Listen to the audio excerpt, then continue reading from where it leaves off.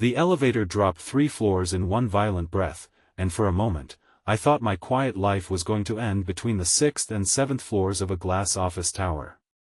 The lights flickered, the metal walls groaned, and my boss, the woman everyone feared and admired, grabbed my arm like I was the only solid thing left in the world.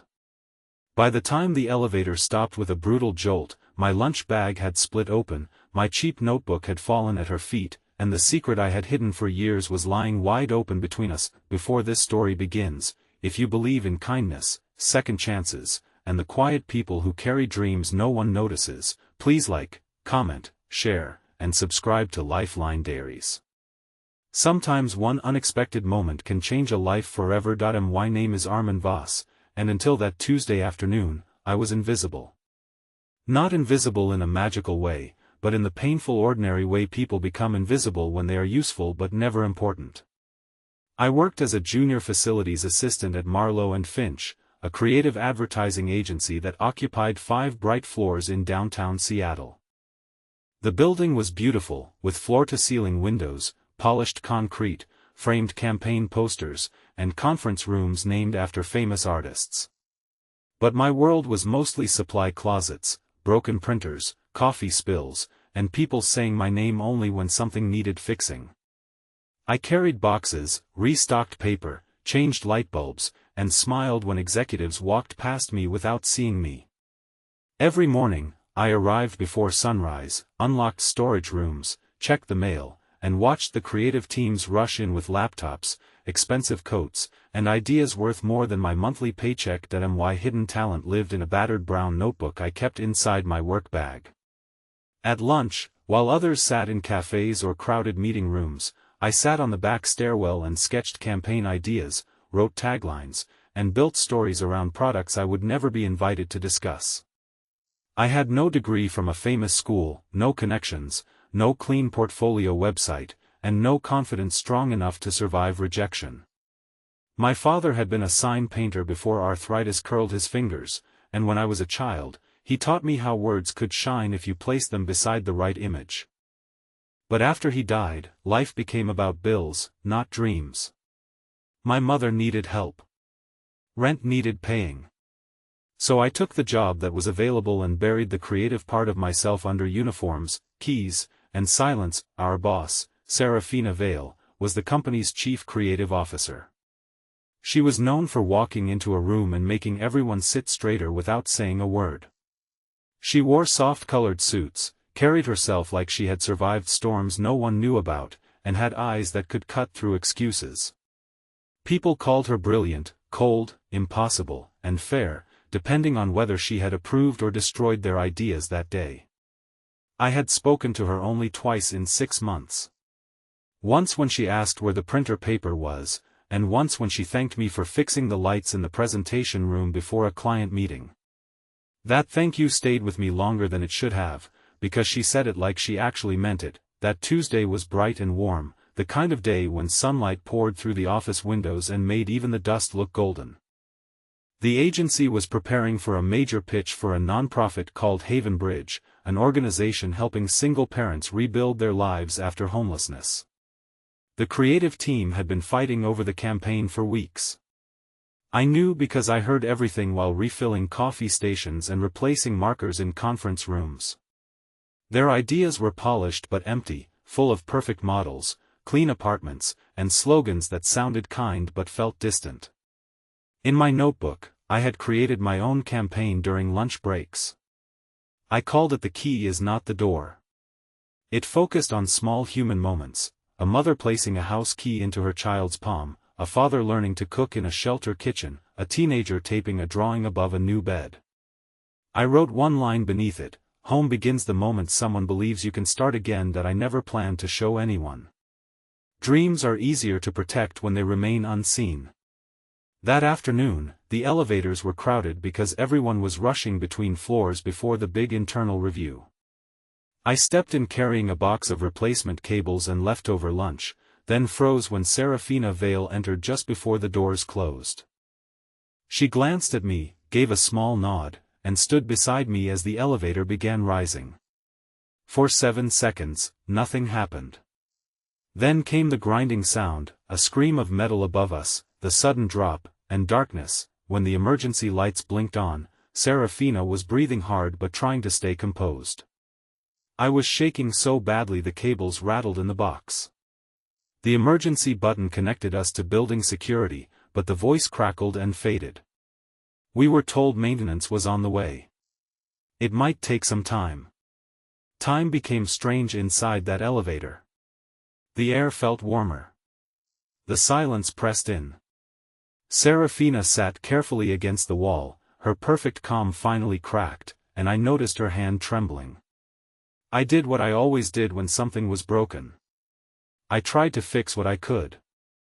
I gave her my water bottle, moved the scattered cables away from her shoes, and gathered my papers as quickly as possible.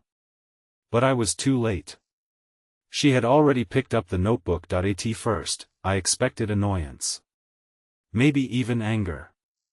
A facilities assistant carrying fake ad campaigns in a private notebook looked foolish at best. But Serafina turned one page, then another, and the elevator seemed to grow quieter around us. Her expression changed slowly, from distracted curiosity to sharp attention. She saw the sketches, the taglines, the emotional scenes I had drawn in pencil, the Haven Bridge campaign I had never meant anyone to read. My face burned.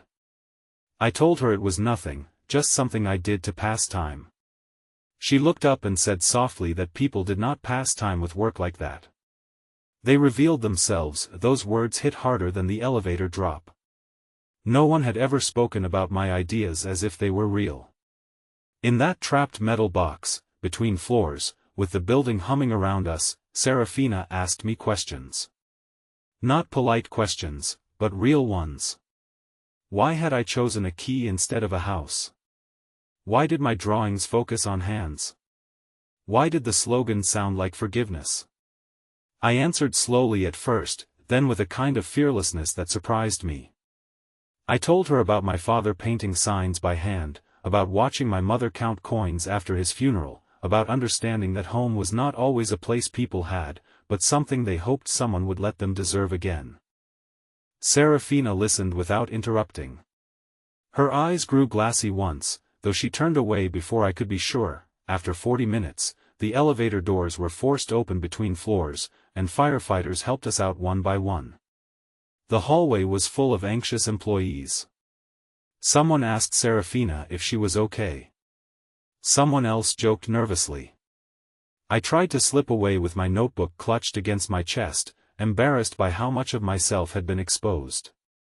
But before I could disappear, Serafina turned in front of everyone and told me to come to the creative review in 10 minutes. The room went silent. I thought I had misheard her. People stared at my uniform, my scuffed shoes, the box of cables still in my hands. Serafina repeated it calmly. 10 minutes, that meeting changed everything, but not in a simple way. When Serafina introduced my Haven Bridge idea, the creative directors looked offended before they even saw it. One man named Callow Renner gave me a smile so thin it felt like a paper cut. He had been leading the original campaign, and his version had expensive photography, glossy mood boards, and no heartbeat. Serafina placed my notebook on the conference table and asked me to explain.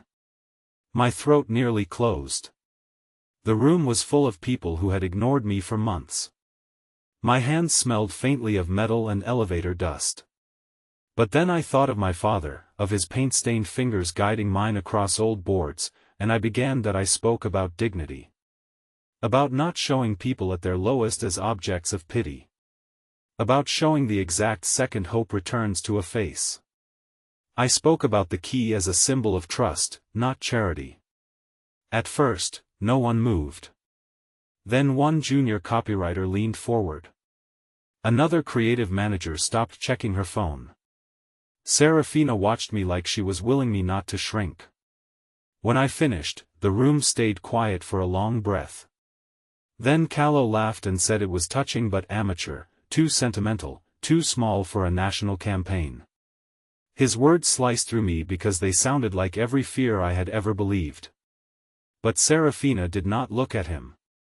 She looked at the board and said that small was exactly where truth lived. The agency used my concept. Not all of it, not perfectly, but enough that my fingerprints were on the campaign.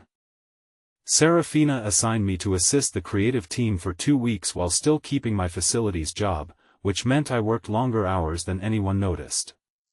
By day, I delivered supplies and fixed chairs. By evening, I sat in the corner of the studio while designers translated my rough pencil sketches into visuals. Some people welcomed me. Others treated me like a lucky accident that had wandered into the wrong room. Callow made sure I felt it. He questioned every line I wrote, called me elevator genius under his breath, and once left a stack of empty coffee cups beside my notebook as if reminding me where I belonged. For a while, I almost quit the opportunity. Success can feel more frightening than failure when you have spent years making peace with being unseen. Each night, I went home exhausted to the small apartment I shared with my mother, who had begun walking slower and forgetting little things. I cooked rice, helped her with medicine, and then stayed awake past midnight rewriting copy under a flickering kitchen bulb. Doubt sat beside me like another person. I wondered if Serafina had made a mistake. I wondered if everyone was right. Maybe I was just a man with a notebook who had been trapped in the right elevator at the right time. Then one evening, Serafina found me alone in the studio, staring at a rejected layout. The city outside was turning orange in the sunset, and the office had gone quiet. She told me that talent was not rare, but courage was. She said many gifted people spent their lives waiting for permission to become who they already were.